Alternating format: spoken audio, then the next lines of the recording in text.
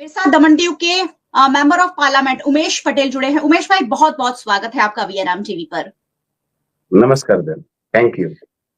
शीतकालीन सत्र सर आप वापस संपन्न करके लौटे हैं। शीतकालीन सत्र में संविधान पर काफी अच्छी चर्चा हुई, लेकिन ज्यादातर जो दिन रहे वो हंगामे की भेंट चढ़े। अदानी का मामला हो, सोरोस का मामला हो या संभल हिंसा का मामला हो, और उसके बाद बाबा अंबेडकर को लेकर जो विवाद हुआ। सबसे पहले शीतकालीन सत्र का ये जो अनुभव था सर, कैसा रहा वो बताइए। मैं एक बात बताओ, मेरे लिए तो बहुत ही दुखद था जी। इसलिए दुखद था कि पता नहीं क्यों, पर आपको पता होगा ये पार्लियामेंट प्रोसीडिंग में क्वेश्चन लगाने पड़ते हैं आपको। जी जी जी। उसमें भी लॉटरी निकलती है। लॉटरी में जिसका नंबर आता है उसको ही बोलने का मौका मिलता है। आपको पता ही होगा, वो 0 आवर्स हो या फिर 377 हो या फिर स्टार क्वेश्चन हो। मेरे लिए दुर्भाग्यपूर्ण इसलिए था कि मेरे 5 बार बोल रहा हूँ, 5 बार 0 आए, 3 बार 377 आया, और लगभग नहीं तो भी 4 जितने स्टार क्वेश्चन आए। मतलब वो पार्लियामेंट में सवाल पूछो और उसके जो रिप्लाई आते हैं। जी जी।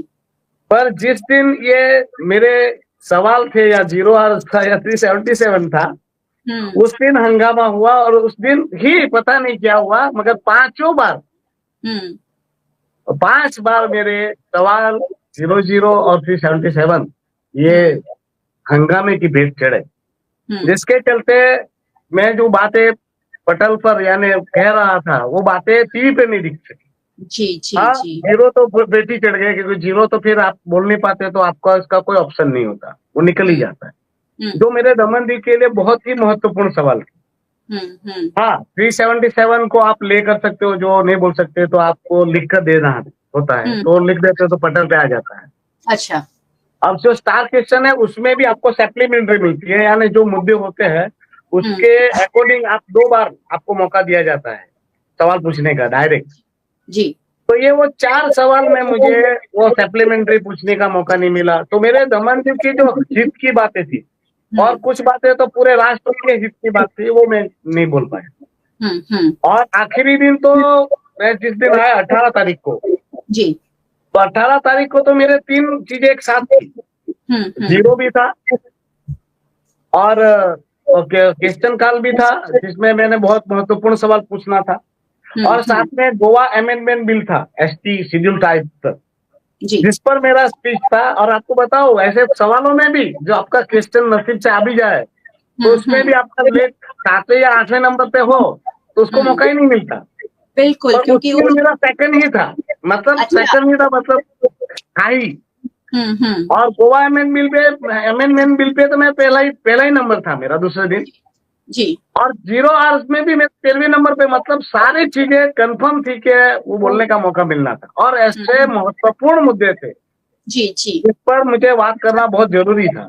पर दुर्भाग्यपूर्ण रहा कि पूरा सेशन जब भी मुझे बोलने का मौका आता था, ये हंगामे की वजह से मैं बोल नहीं पाया, मेरी रजुआतें नहीं हो पाई, तो वो दुखद रहा, दुर्भाग्यपूर्ण रहा। पूरा शीतकालीन सत्र है तो चर्चा से ज्यादा हंगामे की भेंट चढ़ गया। तो काफी सारे मुद्दे थे राष्ट्र हित के, प्रदेश हित के, वो चर्चा ही नहीं हुई। तो मैं मानता हूँ कि मेरे लिए तो ये सत्र पूरा निराशाजनक रहा।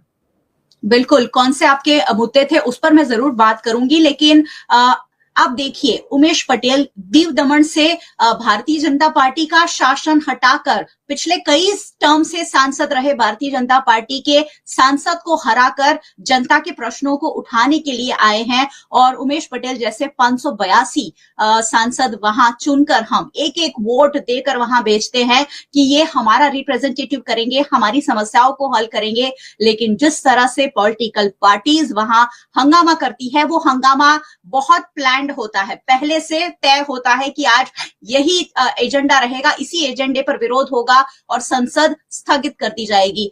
तो दमन दीव के प्रश्नों पर तो बात करेंगे, लेकिन शीतकालीन सत्र में जो हंगामे हुए, सर आप मानते हैं कि पॉलिटिकल पार्टीज एजेंडा वाइज संसद को स्थगित कराती है? नहीं, मुझे ऐसा नहीं लगता कि एजेंडा उसमें कुछ चलाया जाता है। हाँ, पार्टी के खुद के एजेंडे होते हैं, मगर ऐसा नहीं होता कि पर्टिकुलर बातों को लेकर पार्लियामेंट को स्थगित कराना। हर कोई चाहता है कि वहां पर हेल्दी डिबेट्स हो और काम हो। सत्ता पक्ष के पास भी काफी सारे बिल्स थे, काफी सारे काम थे जो करवाने थे, और विपक्ष को भी इसमें सहयोग देना होता है और सहज देते हैं। ऐसा नहीं है कि इनको हंगामा ही करना होता है, तो ये नहीं, ऐसा मैं बिल्कुल नहीं मानता कि प्री प्लान होता है। नहीं, हंगामा कभी प्री प्लान नहीं होता। वो कुछ मुद्दे होते हैं जो राष्ट्र हित के मुद्दे होते हैं, और ये जो लड़ाई है वो विचारधारा की लड़ाई है। ये पर्टिकुलर किसी व्यक्तिगत लड़ाई बिल्कुल भी नहीं है। सत्ता पक्ष के कुछ एजेंडे हैं जो उनकी सत्ता पक्ष के साथ जो पार्टी है उनके कॉमन एजेंडे होते हैं, और वैसे एजेंडे विपक्ष के भी होते हैं। और ये आप बिल्कुल भी निश्चिंत रहिए कि ऐसी गतिविधि नहीं होती कि पब्लिक हित की बातें नहीं होती। वो सब कोई चाहता है कि पब्लिक हित का काम हो, और पार्लियामेंट में जिसको भी मौका मिलता है वो चाहता है कि वो अपने प्रदेश के और राष्ट्र हित के लिए जो भी उसके साथ संभव प्रयास है वो करेगा, और वो राष्ट्र हित के लिए करता भी है। तो ये मैं बिल्कुल नहीं मानता बहन कि ये प्री प्लान होता। हाँ, एजेंडे सबके होते हैं, मेरा भी एजेंडा होता है, तो हर एक व्यक्ति का खुद का एक एजेंडे होते हैं जो प्रदेश हित को लेकर होते हैं। तो सत्ता पक्ष के भी एजेंडे है, विपक्ष का भी एजेंडा है। ये विचारधारा की लड़ाई है, तो जो विचारधारा लेकर वो लड़ते हैं, जो मुद्दे उनको लगते हैं कि ये विचार हमारी विचारधारा के विपरीत है ये मुद्दा, तो लोग बात करते हैं, डिबेट्स करते हैं, और काफी बार फिर वो डिबेट्स इतनी उग्र हो जाती है तो वो हंगामे के रूप ले लेती है, और वो हंगामे की वजह से स्पीकर सर पूरी ट्राई करते हैं। ऐसा नहीं होता कि वो हंगामा मचाओ और मान जाते हैं। काफी बार स्पीकर सर उसमें समझाते हैं, दोनों पक्षों को समझाते हैं, और पार्लियामेंट में समझाते हैं। फिर वो पार्लियामेंट में जब ऑन फ्लोर नहीं समझते तो उनको वहां अंदर चैम्बर में ऑल पार्टी को भी बुलाते हैं, या जो पार्टियों के बीच मतभेद है उन पार्टियों के लीडरों को बुलाकर कोशिश करते हैं कि भाई पार्लियामेंट को सुचारू रूप से शांतिमय ढंग से चलाया जाए। पर जब वो स्थिति ऐसी हाथ से बाहर निकल जाए तो पार्लियामेंट फिर स्थगित कर दी जाती है। तो काफी चीजें जो होती है, तो इस बार बहुत ज्यादा हो गया। मैं तो ये कहता हूँ कि पार्लियामेंट नाम के बराबर चली, पार्लियामेंट नहीं चलना बहुत दुखद है, क्योंकि लोगों ने जो उम्मीदें अपेक्षाएं रखी है उसका फिर वो, मैं तो कहता हूँ कि वो आशा और अपेक्षा की हत्या हो जाती है। और पार्लियामेंट का एक एक मिनट का खर्चा बहुत ज्यादा होता है। कितना ज्यादा खर्चा होता है कि पार्लियामेंट के सदस्यों को कितनी सारी सुविधाएं मिलती है, वहां पर इतने सारे स्टाफ, इतना सारा वो, और इतना कुछ होने के बाद जब पार्लियामेंट आप लोग चलाए नहीं, तो ये बहुत दुर्भाग्यपूर्ण और दुखद होता है। और ये एक पार्टी की बात नहीं होती, सत्ता पक्ष, विपक्ष और हम जैसे इंडिपेंडेंट लोगों की भी जवाबदेही होती है। तो हमारी भी जवाबदेही है कि पार्लियामेंट को सुचारू रूप से चलाए, और चलाने के लिए हमें भी सहयोग करना चाहिए। पर इस बार कुछ ज्यादा ही हो गया, और पूरा सदन जो है वो हंगामे के भेंट चढ़ गया। जी बिल्कुल। सर, इस बार अदानी का मुद्दा उठाया गया। अदानी पर जो विदेश में है जांच चल ही रही है, भारत में जांच की लगातार मांग की जा रही है। फिर भारतीय जनता पार्टी सोरोस का मुद्दा लेकर आई, जिसकी कहीं भी जरूरत नहीं थी। उसके बाद संभल हिंसा का मुद्दा छाया रहा, फिर बाबा अंबेडकर हावी हो गए, जगदीप धनखड़ के खिलाफ अविश्वास प्रस्ताव लाया गया। आपको लगता है कि ये सारी चीजें उन मुद्दों को पीछे छोड़ती है जिनकी वाकई में संसद को जरूरत है? एग्जैक्टली, आपकी बात पे सहमत हूँ। और देखिए, लोकतांत्रिक प्रणाली का हिस्सा है, सत्ता पक्ष और विपक्ष के पास अपने अपने एजेंडे और मुद्दे होते हैं। अदानी जी का मुद्दा चल रहा था, तो ये आंसर विपक्ष ने जो बात कही, तो उन्होंने जॉर्ज सोरोस की भी बातें लेके आए। वो चल ही रहा था। उसमें जगदीप धनखड़ जी पर भी अविश्वास लाया गया। तो ये इसमें क्या है, वो लोकतंत्र प्रणाली के तहत वो सब बातें तो लेके आने ही थी, वो तो चलता भी था, मगर उसमें भी डिबेट हो जाती है और उसपे मुद्दे निकल जाते हैं। और तो ये क्या है, लोकतांत्रिक प्रणाली में तो सब होना ही है। आज नहीं तो दूसरे सत्र में अडानी, नहीं तो फिर अंबानी आएंगे। आज बाबा साहेब आम्बेडकर आए, कल भगत सिंह, चंद्रशेखर आजाद, सुभाष चंद्र बोस, गांधी जी, ये तो हमारे नेशनल आइकन्स है। उनको लेकर कोई ना कोई बात आ जाएगी तो हंगामा होगा, वो जायज है। पर उस हंगामा इतना नहीं हो जाना चाहिए कि आप पूरा पार्लियामेंट सदन को ही स्तब्ध कर दो या स्थगित हो जाओ। वो लोकतांत्रिक प्रणाली के तहत बातें कुछ होती है, कुछ बातें जो है वो उस पे चर्चा होनी चाहिए, उसको फ्लोर पर चर्चा होनी चाहिए, या तो फिर फ्लोर के बाहर भी चर्चा होनी चाहिए, और पार्टी की मीटिंग होकर इस मुद्दों को सुलझा रहना चाहिए। और दुर्भाग्यपूर्ण रूप से ये चर्चाएं नहीं हुआ। और आपकी बात में सहमत हूँ, 100% सहमत हूँ कि ये सारे मुद्दों में कहीं ना कहीं आम जनता के जो मुद्दे थे जी उनसे सदन भटका, बिल्कुल भटका। जी बिल्कुल। सर, संसद में जिस तरह से सांसदों के बीच धक्का मुक्की हुई और कुछ सांसदों को चोट भी आई, क्या उस वक्त आप वहां मौजूद थे? क्या माहौल था? क्या असलियत थी वहां पर? नहीं, एक्चुअल में मैं वहां नहीं था। 18 जी तारीख को मैं आ गया, वापस आया था, क्योंकि आपको पता होगा ये 19 दिसंबर जो है वो हमारे प्रदेश का मुक्ति दिन का पर्व होता है। तो मैं अपने क्षेत्र में वापस आया था, 18 तारीख को मैं निकल आया था। जी जी। तो ये जो घटना घटी वो 19 की है। हम्म। तो मैं वहां नहीं था 18 तारीख को। मैंने आपको बताया कि 3 मेरे क्वेश्चन थे, तो इसके चलते मैं रहा था वहां पर। फिर मैंने देखा कि बाबा साहेब आम्बेडकर जी का वो मुद्दा वहां पर फ्लोर पे आया था, उसकी उस दिन ही वो पार्लियामेंट स्थगित हुई, और मैंने वहां देख लिया था कि माहौल की ये 19 तारीख को भी चलने वाला तो है नहीं। बाकी मेरा उस दिन भी क्वेश्चन था, और हो सकता था कि पार्लियामेंट में वो बिल, जो गोवा एसटी बिल था, वो वापस आया। तो मैंने पूछा भी कि भाई बिल आएगा, तो वहाँ का जो माहौल था, हमारे सांसदों से जब मैंने चर्चा की तो उन्होंने बोला कि कल उमेश भाई नहीं लगता। तो फिर मैंने सोचा कि चलिए अब फिल्म में ही चलते हैं, जहाँ हमारा क्षेत्र का वहां पर मुक्ति दिन का पावन पर्व है, तो वहां पहुंचते और पावन पर्व में शामिल होते। तो मैं उस दिन सही में मैं सही मायने में मैं नहीं था, तो पता नहीं कि क्या हुआ, तो कैसे हुआ। पर ये जो भी घटना घटी है वो दुखद है और दुर्भाग्यपूर्ण है। चलिए, दुखद है और दुर्भाग्यपूर्ण है। दमन दीव के लिए सर आप लगातार सवाल उठाते रहे हैं, मुझे लग रहा है हाईएस्ट क्वेश्चन पूछने वालों में आपका नाम शामिल है। आप नए एमपी बनकर आए और दमन दीव के लिए आपने बहुत सारे सवालों को संसद में उठाया है, जिसकी तस्वीर है, जिसके वीडियोस हमने देखे हैं।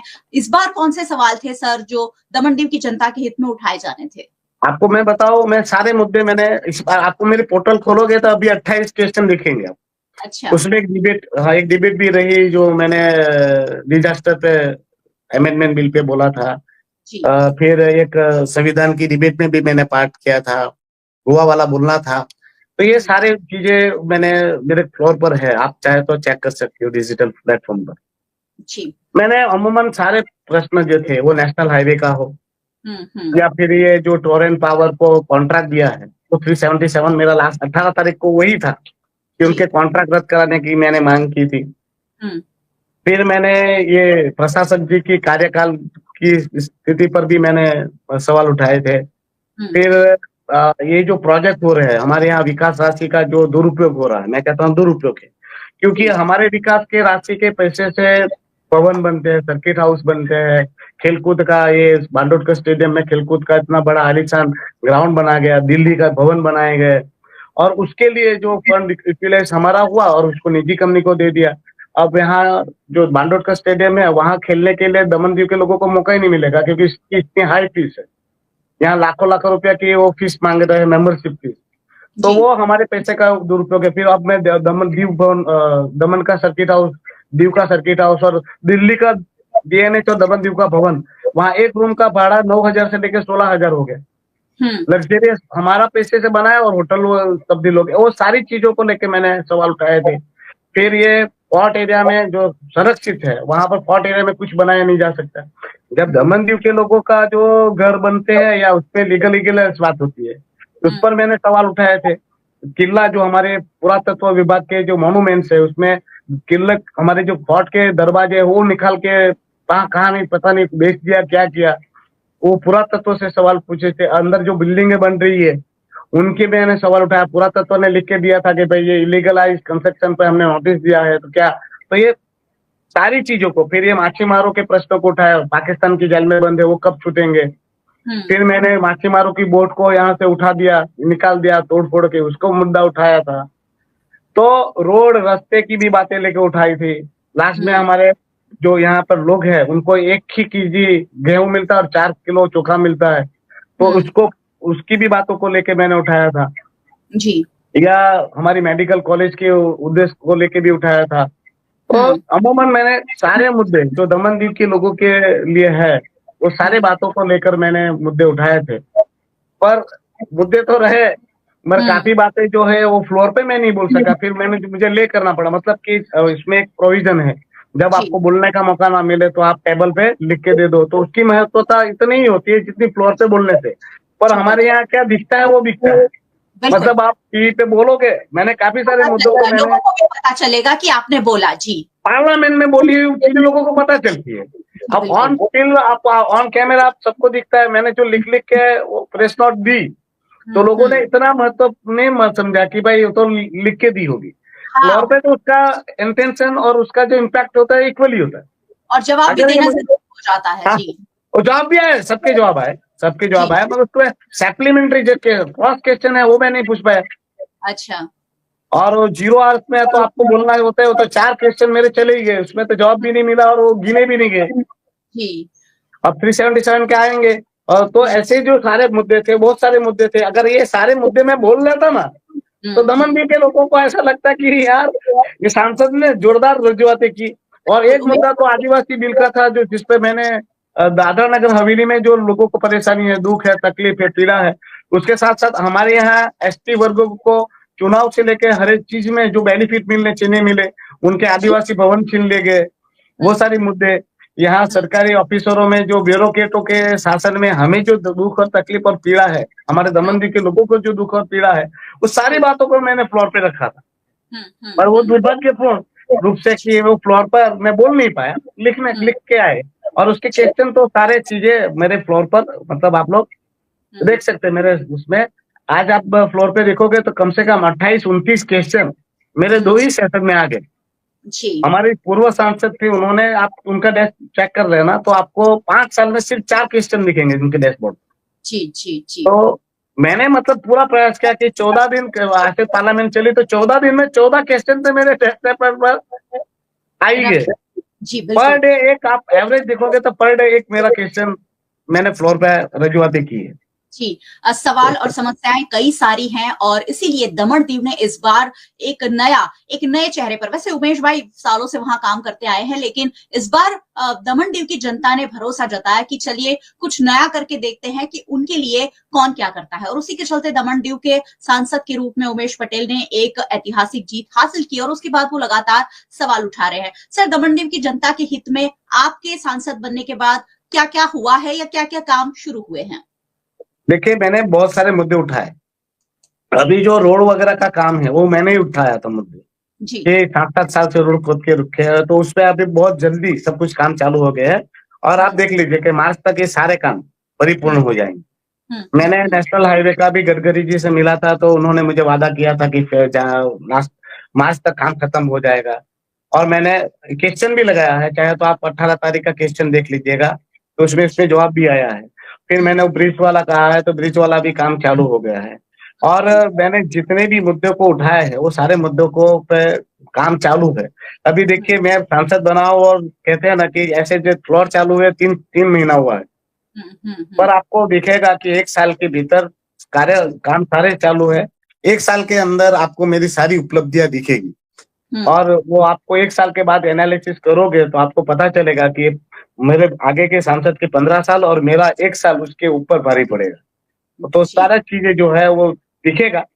मगर अब जो है, कोई बच्चा पैदा होता है तो डायरेक्ट दौड़ेगा नहीं, बिल्कुल, वो रहेगा, वक्त लगता है। तो पर आपको मैं विश्वास से कहता हूँ, और आपके माध्यम से मेरी दमन की जनता को भी विश्वास दिलाता हूँ, मुझे आप एनालिसिस 1 साल के बाद कीजिए। जी। और मैं आपको वादा कर रहा हूँ, अगर मैं फेल हो जाऊंगा मेरे मुद्दों से, तो मैं आपको बोल रहा हूँ कि अगली बार मैं चुनाव में तक नहीं जाऊंगा, ये मेरा वादा है। क्योंकि अगर मैं इस आशा और अपेक्षाओं को लेकर मैं चुनाव में आया था, लोगों को इतनी आशा और अपेक्षाएं थी मुझ पर। हाँ, लोगों को अभी भी विचारों को आशा और अपेक्षा इतनी ज्यादा है कि उनको ऐसा लग रहा है कि यार कोई फर्क नहीं दिख रहा है। मगर वो फर्क दिखेगा तो 1 साल के बाद आप एनालिसिस करोगे, हम वापस चर्चा करेंगे 1 साल के बाद। बिल्कुल। तो मैं अपनी बहुत सारी उपलब्धियां आपको दिखा सकता हूँ। आज भी बहुत सारी उपलब्धियां हैं जो धीरे धीरे लोगों को समझ में आएगी और दिखेगी। और आज पार्लियामेंट देखिए, आपका यहाँ एक तो क्या, दमन दीव बहुत छोटा प्रदेश है, तो दमन दीव के लोगों को है ना, पंचायत के जो कार्य है वो भी सांसद से कराने, नगर पालिका क्षेत्र के जो काम है वो भी सांसद से उम्मीद रखते, जिला पंचायत के काम जो है वो भी सांसद से उम्मीद रखते। मतलब उनकी नाकामी भी सांसद पे ही गिनी जाती है। आप एक सांसद की ओर से मेरा एनालिसिस करोगे कि पार्लियामेंट में क्या क्या किया, पार्लियामेंट में फ्लोर पर कितने सवाल आए, पार्लियामेंट में कितनी रजूआतें हुई, कितना क्या क्या किया गया, तो आपको तब पता चलेगा कि एक एमपी का जो एनालिसिस है वो किस प्रकार से होगा। पर एक व्यक्तिगत हमारा दमनदीव का जो है वो सरपंच, जिला पंचायत और नगर पालिका की जो स्वराज्य संस्था है, उनकी नाकामी को भी मेरे साथ ही गिना जाता है। पर इसमें भी मैं नाराज नहीं हूँ, मैं उसमें भी खुश हूँ, क्योंकि कल तक मैं विपक्ष में था तो यही बातें मैं क्या करता था। बिल्कुल बिल्कुल बिल्कुल। अब तो समझ में आता है कि अगर सड़क नहीं बनती है तो उसका जिम्मेदार मेंबर ऑफ पार्लियामेंट नहीं होता है। और अब तो पहले हम बोलते थे, और ये मैं भी बोलता हूँ, ये मेरी भी जिम्मेवारी है, तो मैं छटक नहीं सकता ये सब बातें के। पर मैं ये स्वराज्य संस्थाओं को भी साथ लेके चलूंगा, ये भले कोई भी पार्टी की हो, भाजपा की हो, कांग्रेस की हो, पर अब मैं उनके लिए मैंने सब कुछ मैं समझ चुका हूँ, इसलिए मैंने अपनी स्ट्रेटेजी बदली है।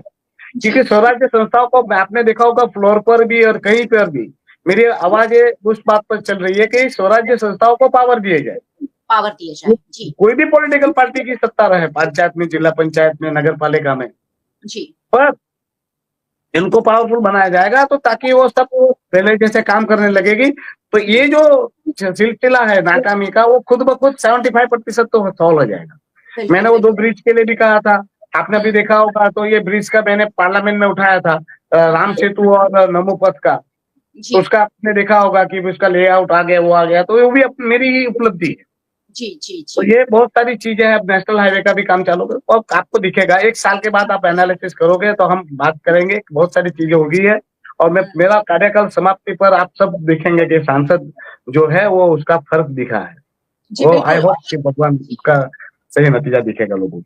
और ये जो उपलब्धि है वो सिर्फ आपकी नहीं होगी, ये दमनदीव की जनता की उपलब्धि होगी, क्योंकि दमनदीव की जनता ने एक ऐतिहासिक क्रांतिकारी निर्णय 2024 के लोकसभा चुनाव में सुनाया है। और अब 5 साल में हो सकता है दमनदीव की जो समस्याएं हैं, मछुआरों की खास समस्याएं हैं, उन पर कुछ खास ठोस किया जा सके। सर, एक खास एजेंडा लेकर आप आगे बढ़े थे जब से आप जीते थे कि वहां जो एडमिनिस्ट्रेटर है प्रफुल्ल पटेल, उन्हें हटाना है, क्योंकि आपका मानना है कि वो विकास तो कर रहे हैं लेकिन विकास के नाम पर बहुत सारी चीजों का भोग लिया जा रहा है।